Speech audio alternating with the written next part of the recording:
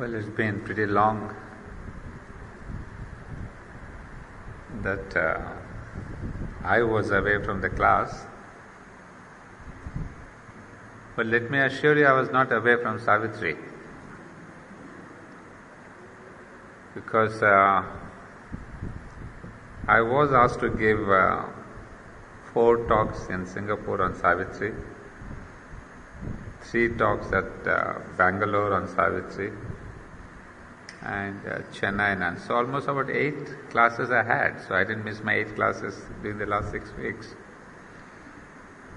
So it was indeed a joy to be with Savitri, and I myself discovered a few more things while I was talking on Savitri. Yes, there is quite a wide awakening. I mean, be it Singapore or Bangalore or Hyderabad, wherever I went to, more and more people are genuinely getting interested in reading Savitri, wanting to understand it, and there are lots of questions. And I could see the thirst in them to know more about the depth of Savitri. So what is interesting is, of course, it's very difficult to go into the depths because not many can do that. Not that we do here, but still. There is the joy of reading Savitri. A lot of people get the joy. So I was happy to see that how people, even on the individual level, they are reading Savitri on a regular basis. And there are lots of questions about some lines and passages and all that. In fact, one day I was giving a talk at Bangalore Center, and just before the talks, the electricity went off. So I was explaining a passage, and so we couldn't read the book. So somebody said, "Let's get question answers." So it was a whole 2.5 hours of, not 2.5, not 2 hours of questions and answers on Savitri. However, that was interesting to see, and just today I got somebody calling me from America. She has taken up study of Savitri, she has read once through the whole book, and now she wants to understand some symbolism and all that. So friends, I might say it's a beautiful sign to see that even in India, I can use that now because a few years back I couldn't tell you that, people are getting interested. And in fact, in Bhavan, at Bangalore, Sri Aurobindo Bhavan, they have Savitri celebrations once every year for a whole week. And as part of that celebrations, I was called for the talks. Where? Bangalore, Alsore Lake. I told them, I shared with them about what we did at Sakar in 2002, maybe, or 2004.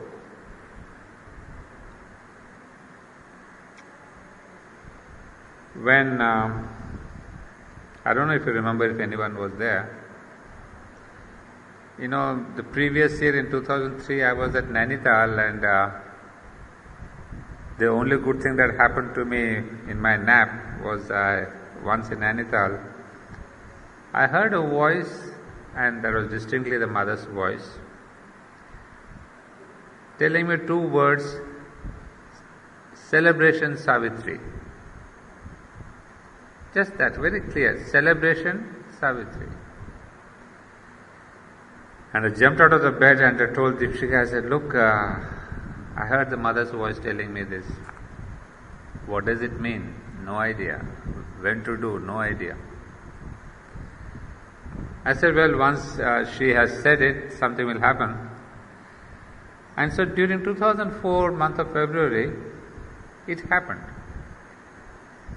And remember, it was not Savitri celebrations, it was celebration Savitri.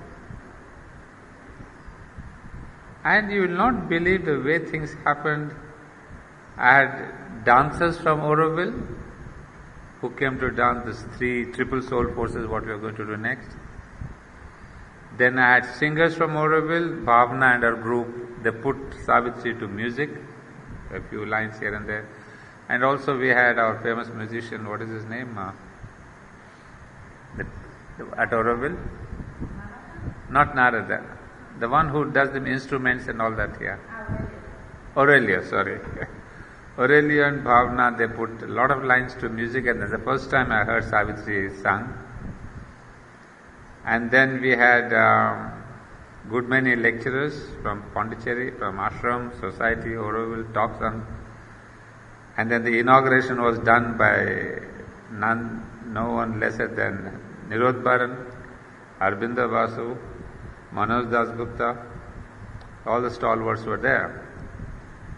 And so there was and dance, music, and there was also paintings by our German friend who is from Auroville, who is an artist,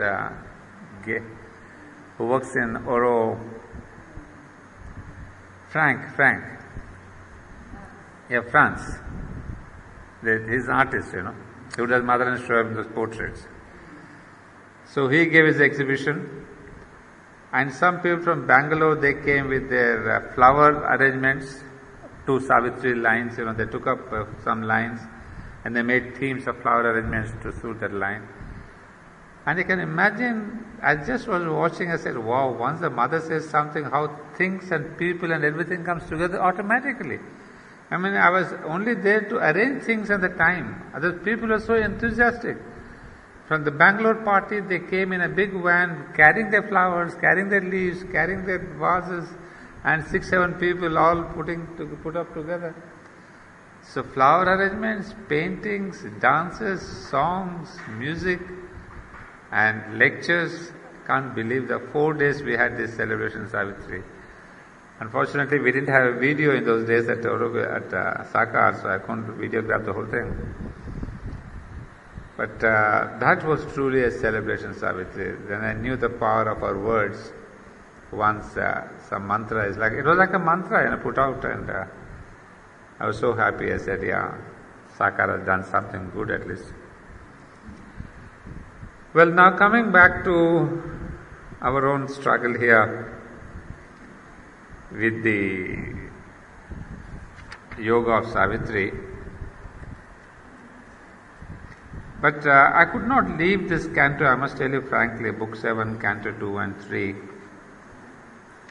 Leave in the sense, there's so much of material here. I mean, there's so much of, that what we need to do in this sadhana and why. Because as we have said many a time,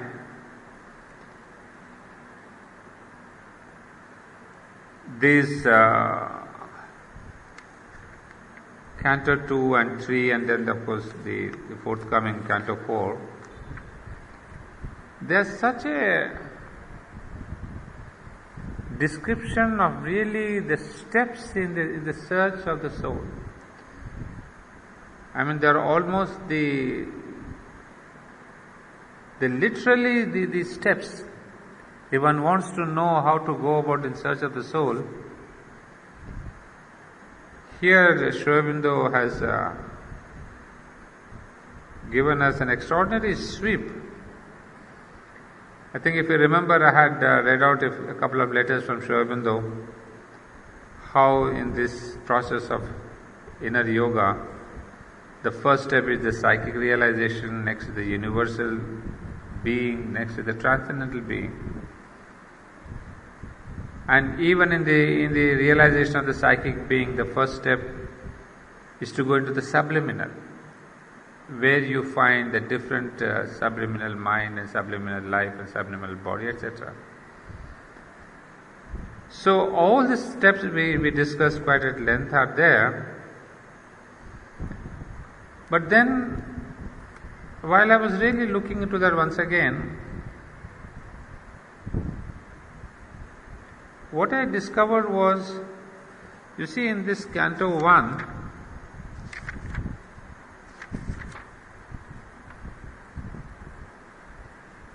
was a description where Savitri is in deep grief, a tremendous anxiety. But at the same time, you must also know that this is the canto where we see Savitri's intensest human love. And that is a very important point to know, because from those moments of intense, passionate human love, what we call and the mother used to tell us that, give us the red rose, saying that human love turned into love for the divine, is precisely something that is happening here. Of course, she had a tremendous intensity of love for Satyavan during that time, because she knew that every hour gone, she is coming closer to losing him. But the description that Sri Aurobindo gives us is of that passionate human love. And I often wondered why Sri Aurobindo had to bring in this passion in Savitri and Satyavan, almost the physical passion. But I see its necessity to, when we see the transition that he is taking from the human love to the divine love. So it's kind of, he's taking us from where we are, the human, passionate, physical love. He's not starting the point from somewhere high, so we cannot connect. But we can connect here. He's saying, yes, we are also at the same passionate human love. So there is a kind of a, involvement, there is a kind of a sharing. Then you get the courage that yes, we can also do that. We are on the same level. In fact, we cannot be on the same level even on the passionate love that Savitri has for Satyavan. So we have a beautiful symbol of an intense and a perfect, passionate human love. From there begins the passage. What happens in that passionate human love? One forgets one's soul.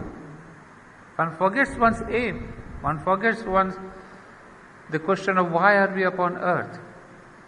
So that self-forgetfulness of one's aim is very beautifully brought out in this Canto 1. And that I found is the reason everyone can really look into that oneself, himself or herself. So because for a long time this was the question, the why of this Canto 1. Then I found a raison d'etre, that this is the way that he's taking us forward. And in this taking forward, of course, we have seen all the time that she gets into a great depression, and she has grief and fear and everything. And at a point of time she loses faith and all that we have discussed. I don't have to repeat this.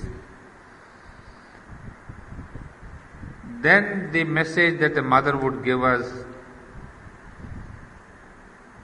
for all our problems or for this transition is the same: find out thy soul and recover thy hid self. It's the central line that keeps repeating as in a song, This line is there, repetition. And so Savitri looked into herself and sought for her soul. You see, there is a point here which I had missed last time when I was talking about this. You see, in this human passion, you cannot hear the divine message if you are so deeply drowned in this self-losing, passionate love. But there is a moment we see in Savitri where she becomes a little quieter. You see, this anguish and this passionate love, they subside. There is a kind of a calmness that comes in her being. And that was a step I had missed actually.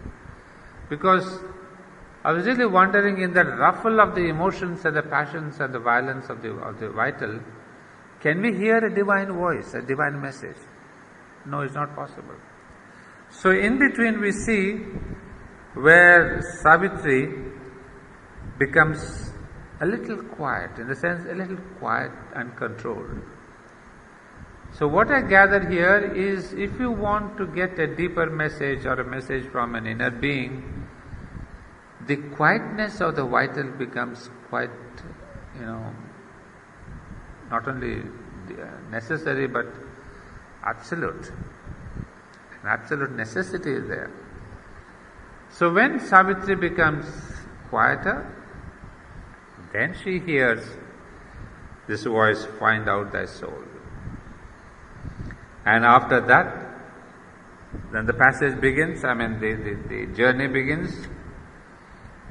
And then she says, ultimately the voice says, "Then shalt thou harbor my force and conquer death."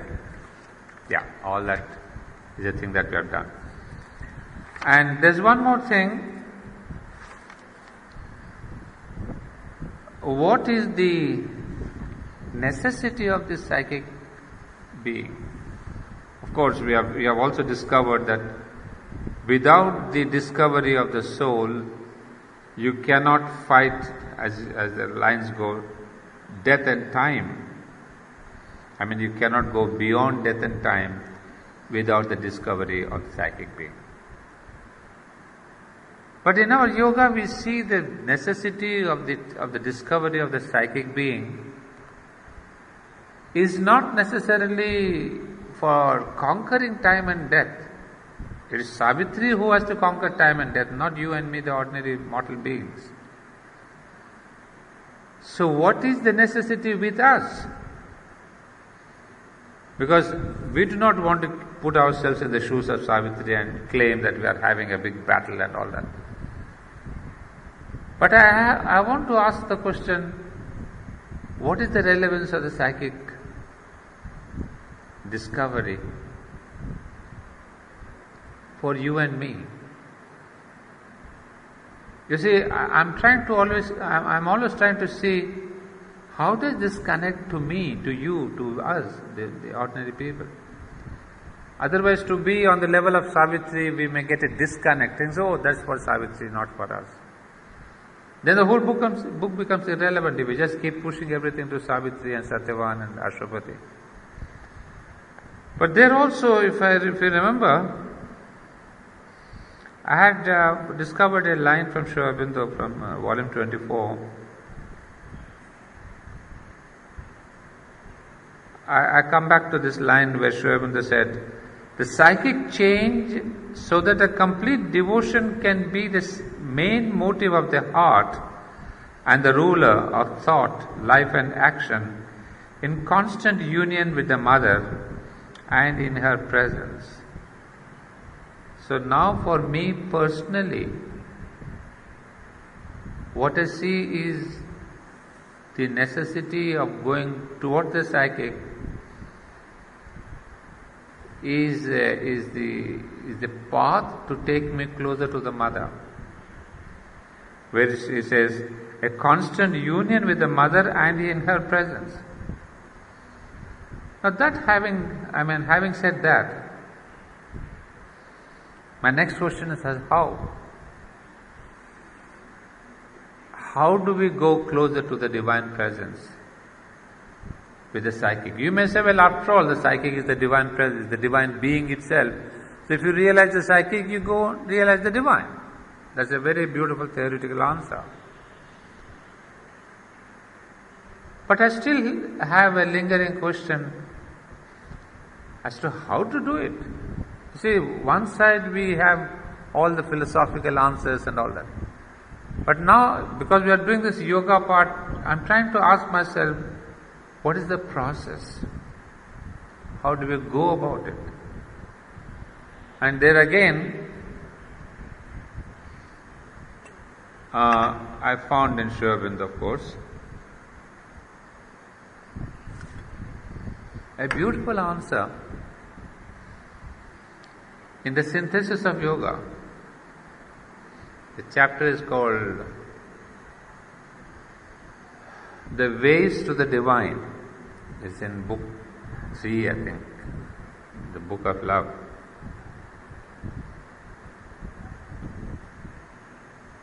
Because if we really want to increase this constant union with the Mother and her presence, he almost takes up this question. And it's an extraordinary chapter, very simple, where he says, look,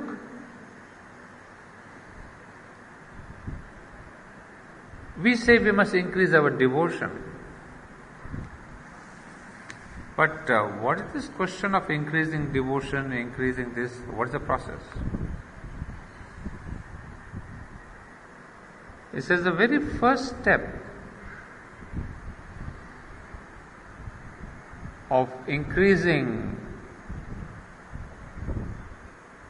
this devotion to the divine, it all starts with admiration. And I understand that because when you fall in love with the other person, the first thing that you did was to admire the person. If you hate the person, you don't fall in love. There's an admiration. It's a kind of a mental notion where you say, wow, that person is good in this, good in that, good. So there is a sense of the admiration. So in the same way, in spirituality too, you begin to admire that being, the divinity, the creator, or you begin to admire that guru or that person, that personality. So there is a sense of the admiration that comes in. Well, after that, the real devotion begins with a word called adoration. You see, entire religion is nothing but the beginning of adoration of the divine. And that adoration starts from the physical on the level of ceremonies, outer ceremony, and on the level of masses.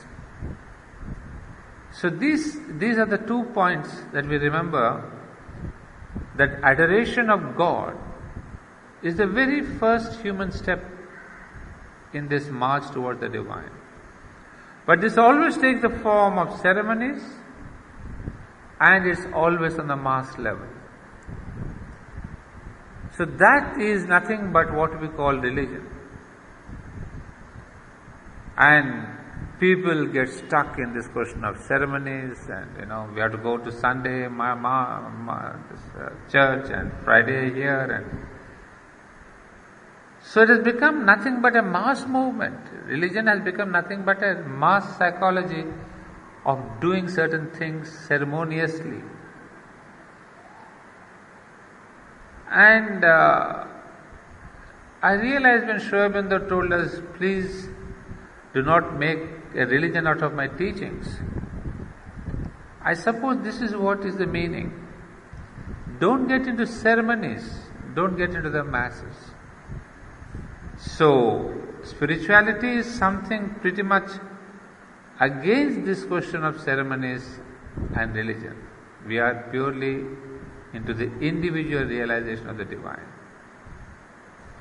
So we said, is the adoration, first level, ceremony on the mass level.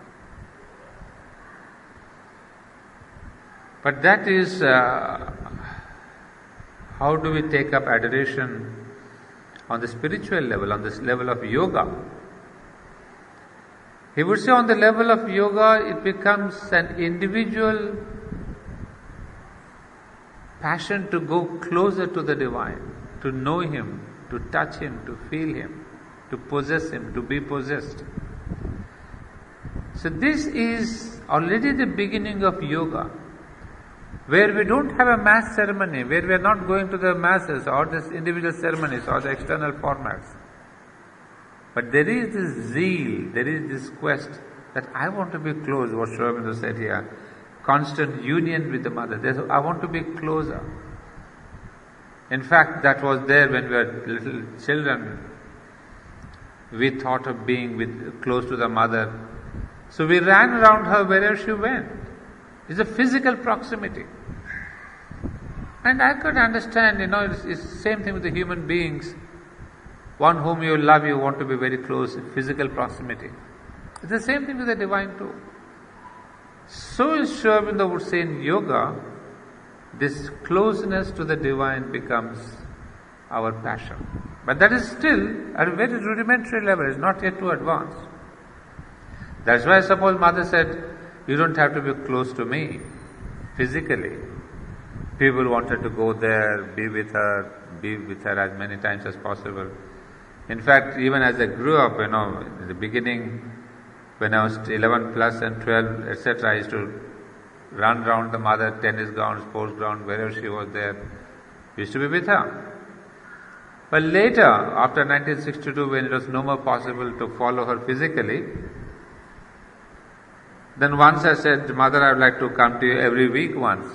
The same thing, it was immature, but the desire to be close to her physically. And she said, no, come to me once a month, not once a week.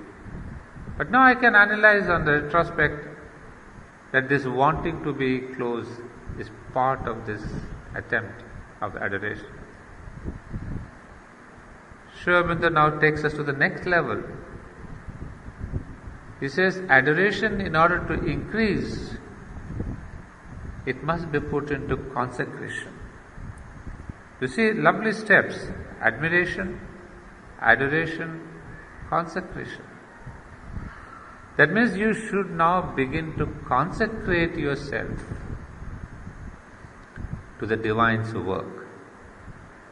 And that is the beginning of what we say love. Till now it was more or less an emotional and mental admiration. But consecration is the beginnings. That's why we say work for the mother, dedicate your life, work for this ideal, work for what she is saying. But in this consecration, even while we begin this consecration, what is important is the purification. You see, I'm trying to link up what Sri Aurobindo is telling us in Savitri with the actual process of yoga, which is described in the synthesis. Because here it is all there in poetic form, but I've pulled it out from the practical guide. There he says there must be the sense of purification. So consecration and purification go together. And that's where most of us lack in our efforts of purification. But that's the thing that is ought to be there. Then wonderfully he says, how do you consecrate? The meaning of consecration is easy, but which we have, the meaning of consecration we have seen, is there on 3 levels, obviously. On the works level, it says you consecrate yourself with your body, as the mother wrote to me, with the body consecrate all your works. That's what the body does, it works. But in our ancient country, in ancient India, what happens was that instead of consecrating your works, you abandoned works. Because thinking that works always take you into a greater mess of karma, people had this ascetic tendency of abandoning, giving up all kinds of works and attachments.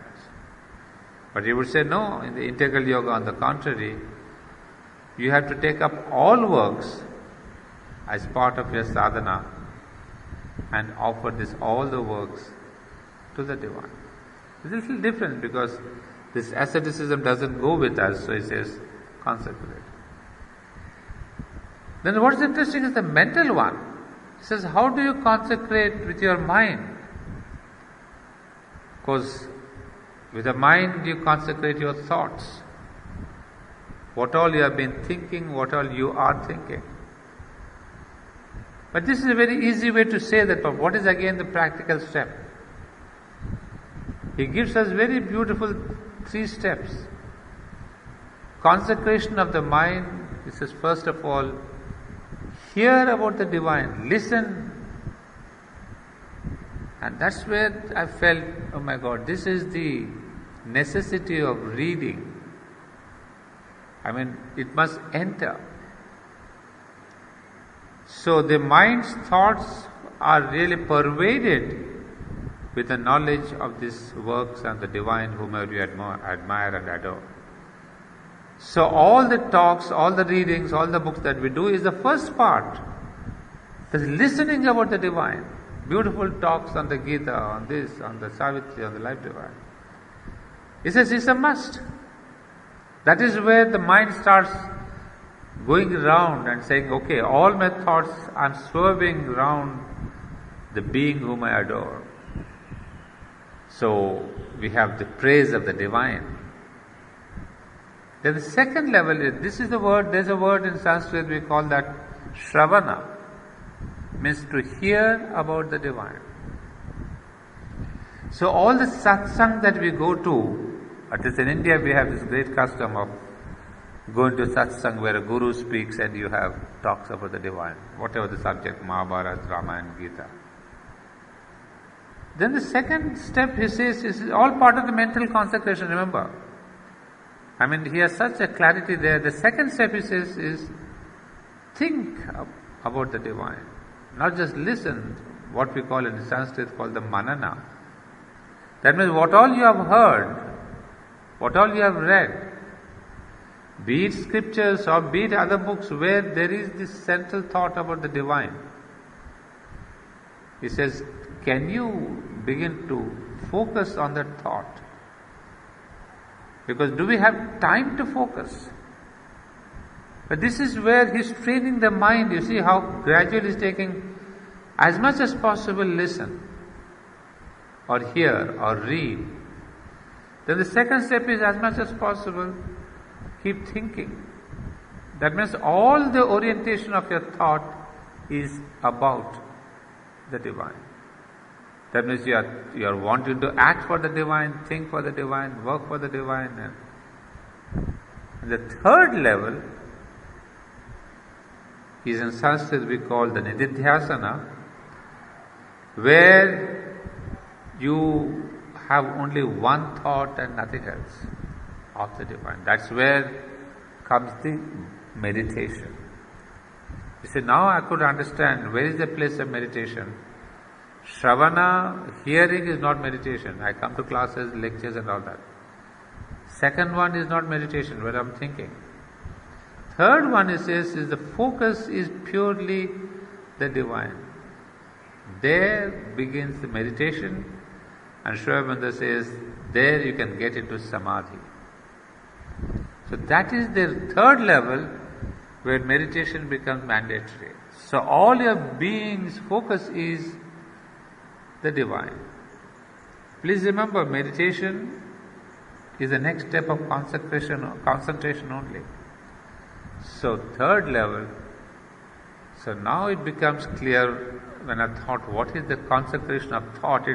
Because till now I was thinking, whatever you think, you give it to the divine and say, Mother, I've been thinking about these plans and these projects and this good and the bad, you take it over. It's not just giving stray thoughts. It's actually practicing the thought, how it is slowly, mind is driven towards the divine. That is the consecration of the mind or the thoughts. Then of course comes the last one, the third level, consecration of your heart. How do we do that? It is, once we do this works and the mind, then only comes this love of the heart. So you cannot love the divine right from day one or the first step. It's almost having done these preliminary steps, working, thinking. Then because you have been concentrating so much on the divine, there begins the true bhakti. See, we speak so much of bhakti yoga and devotion and yoga of love. is not as easily done. Because the bhakti which leads you towards true love, and true love means identification. So the definition of bhakti or love is identification. So when you say, I love the divine, you see, what is it? You don't just utter it because you are an emotional. You may have a mental admiration for the divine. You may have a kind of a dedication of work, saying, okay, I'm working for the mothers. In the ashram we always say, mother's work, doing for the mother, doing for... This is all on the level of the work and the mental admiration. But when you are well along the way of these two paths, then is born the bhakti. That's why now I get the point of the psychic being, the psychic realization of the psychic being. Because the bhakti belongs basically to the psychic. Rest of the things are emotional, sentimental, mental admiration. They are necessary. Sri Aurobindo would say they are the very first steps. Without this self-preparation, you can't have bhakti. So let's not use the word I love the divine so easily. It demands a lot of sadhana in order to be able to say, I really love the divine. And after that, when there's the structure of the, when there's a level of the psychic being comes in, and then that loves the divine, where the process of identification begins. Now, having said that, now we have come to the psychic being.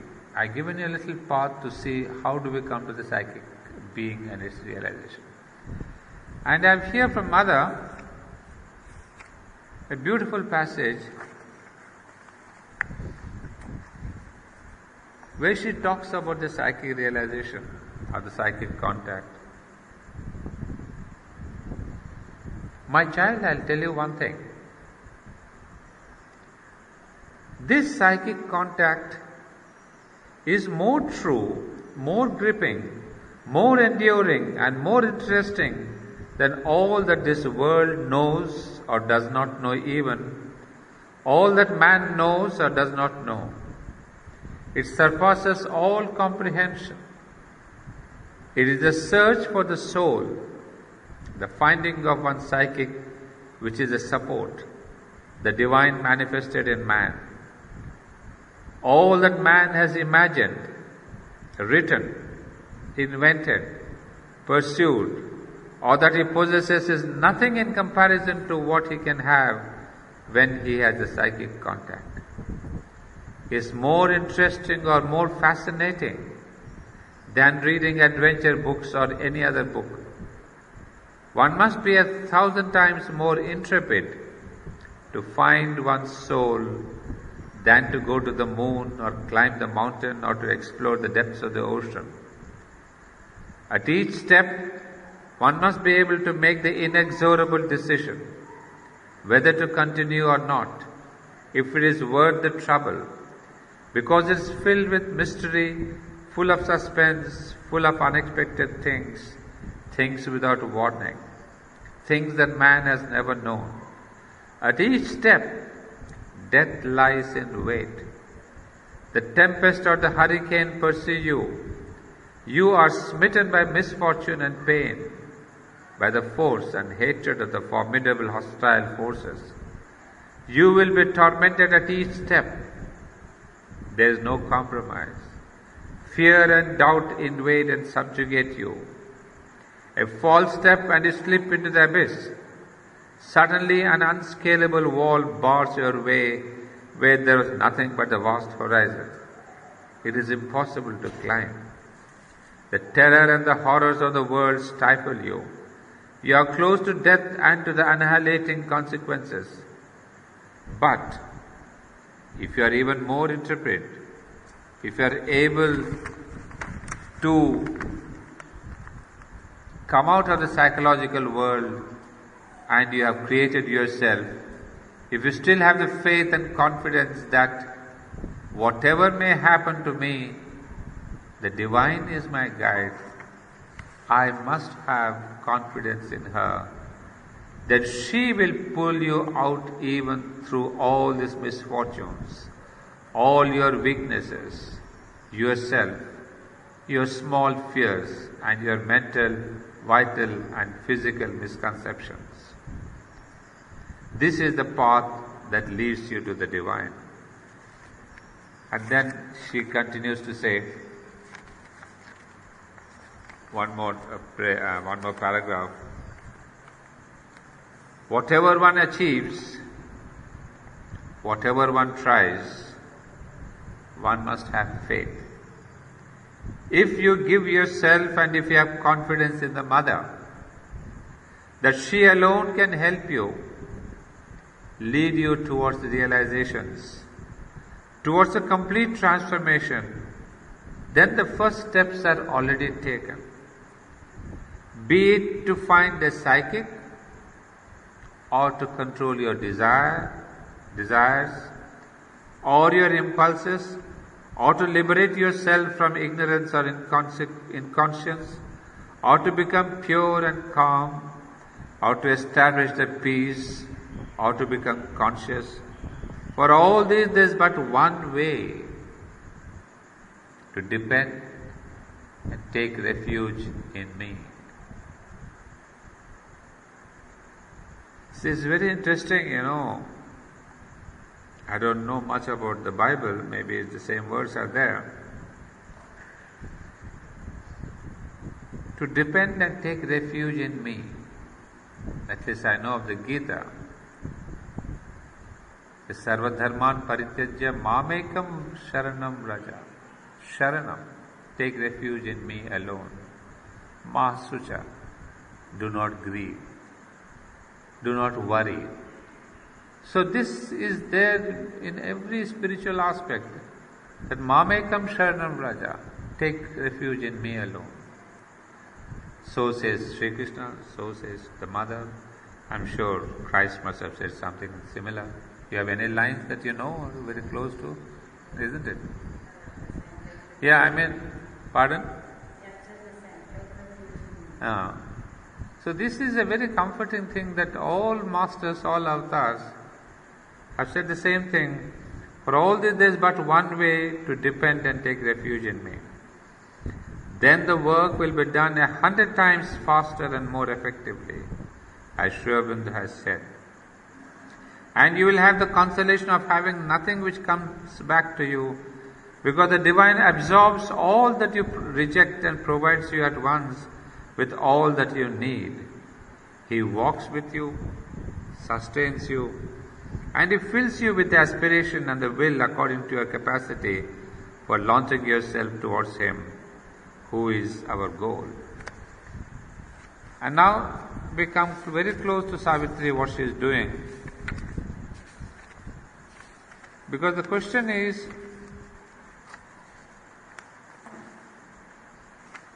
in Savitri we said she is looking for the psychic being and search of the soul because she has a mission of the conquest of time and death. But what I'm going to read out now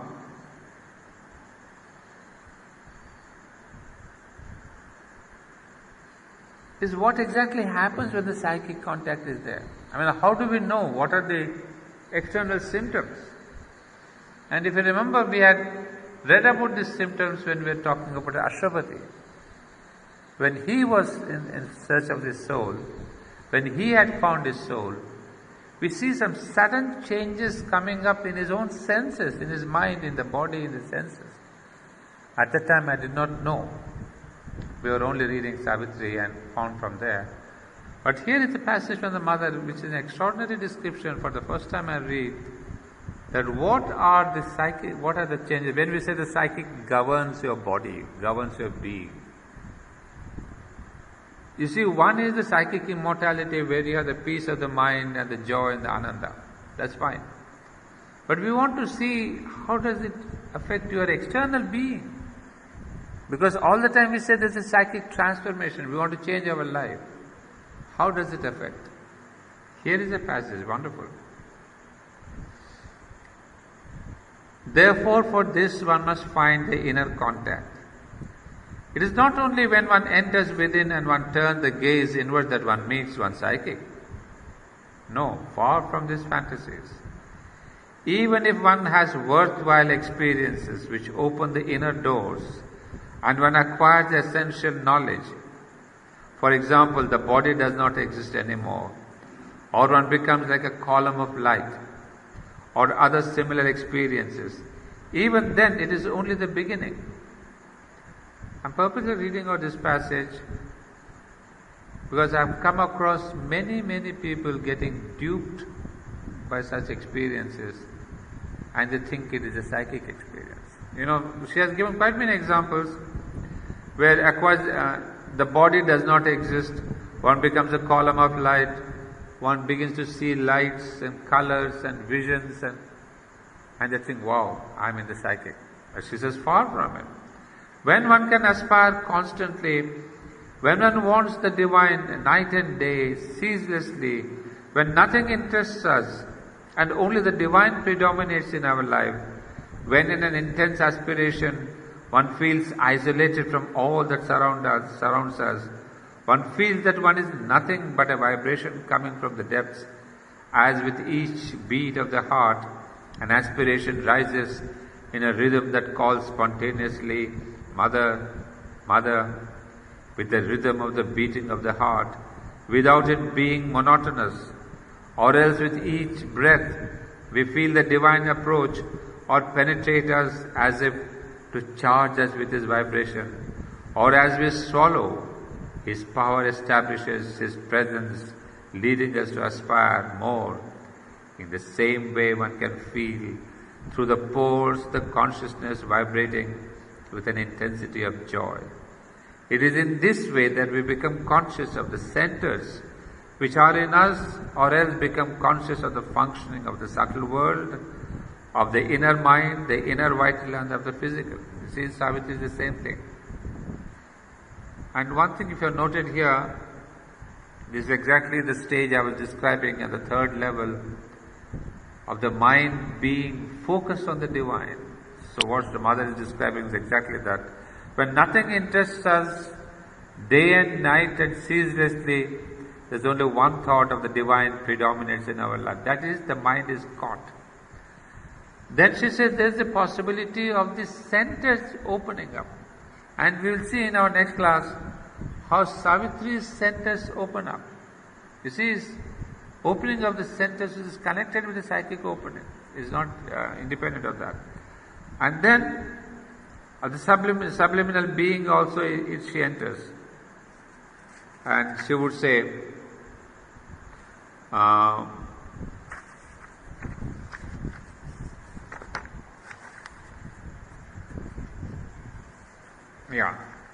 what exactly now comes to the senses?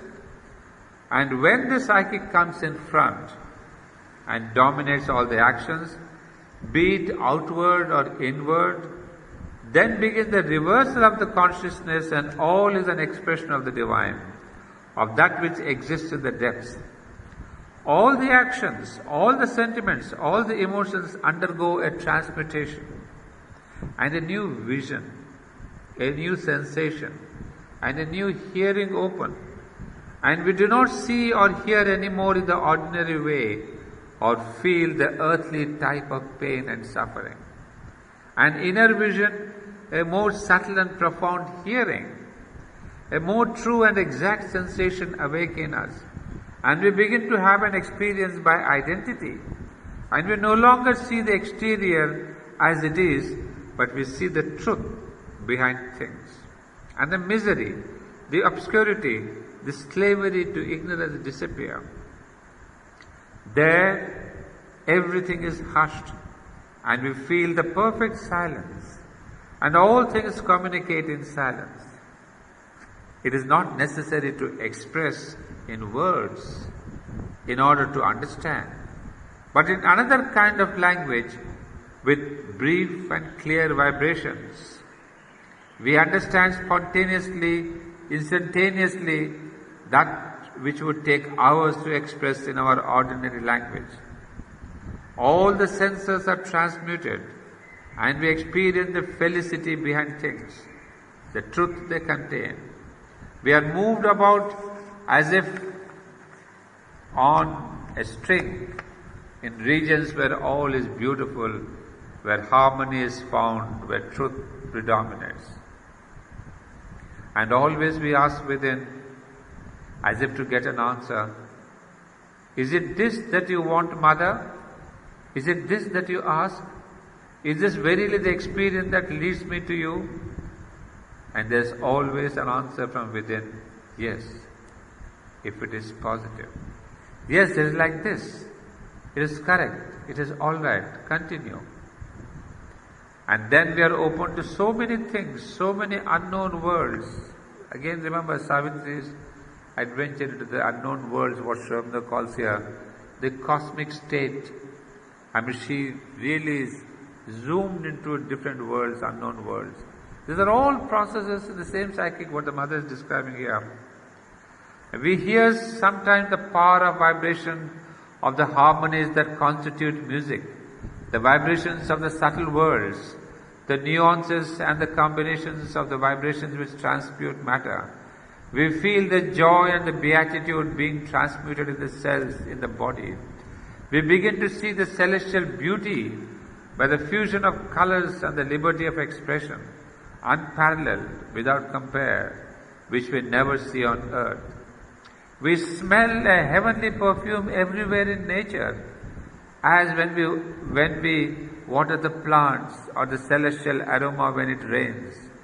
Even in the taste, there is a transformation, and constantly we rejoice in the joy of tasting nectar, as in His divine expression, in the multiplicity of His forms, in the largeness of His elan, in the purity of His manifestation, there exists a presence.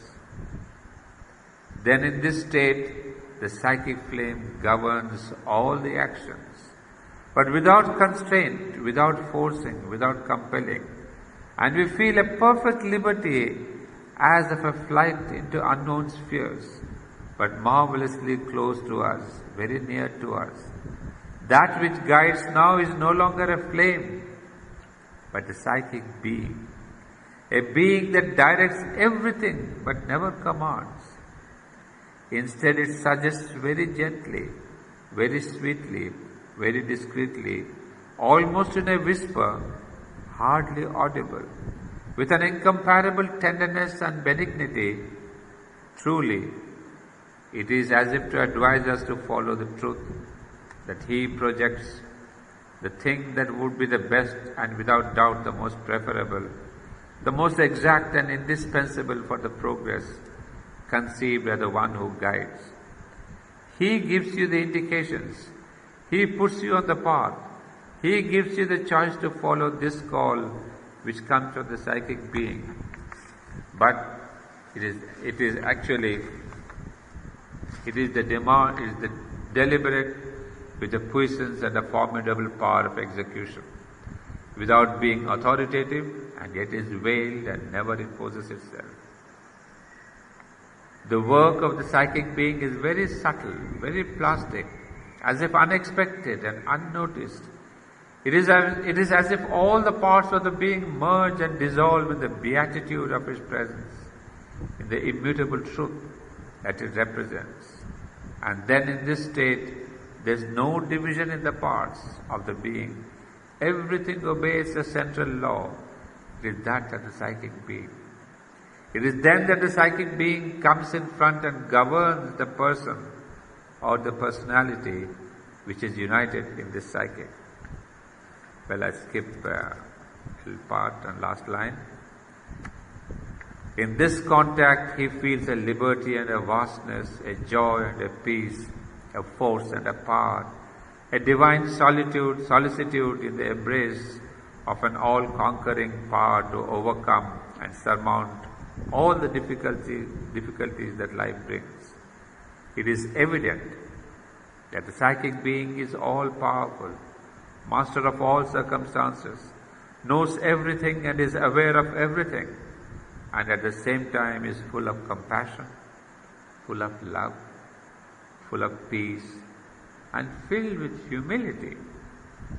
It does not impose itself at all, does not force its way, never does anything with violence, neither as a reaction, nor in the human ways, but enduring patiently all the consequences, all the so-called human revolts with a tolerance and a magnanimity of the worlds beyond.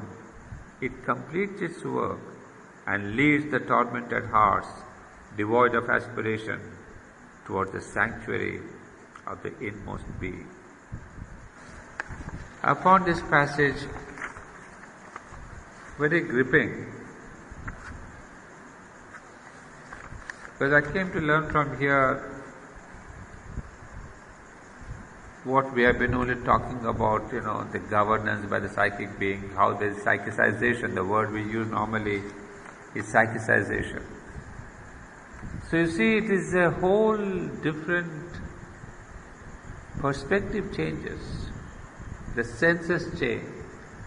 And then the suffering and the problems of the physical, the mental, the vital, we withdraw. They're all alien to us.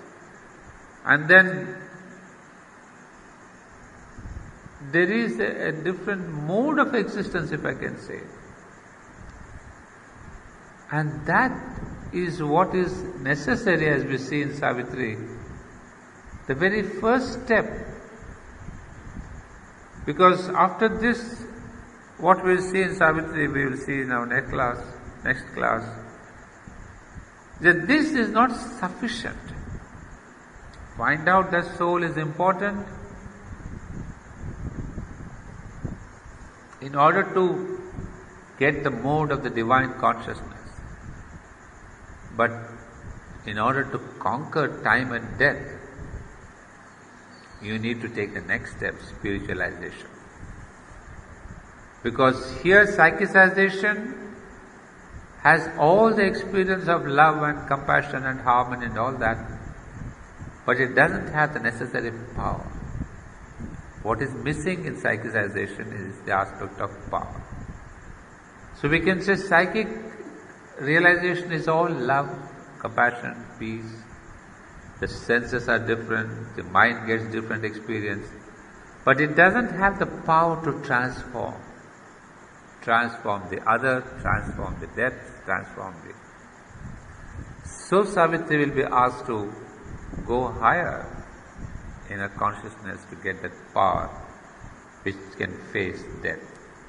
So you see, these are steps, but for us, for the common human beings, what the Mother have emphasized is this question of the psychic being. And to conclude, this, what all I have read, is really the characteristic of the Superman. The Superman who will come next, he will be of this nature. He is a being completely predominated by this psychic governance. So if you want to understand who is this new man, what is he like? He is like this. His senses, his mind, his feelings, his experience, his mode of existence itself is psychic. So when I was reading that, I was all the time imagining the new being.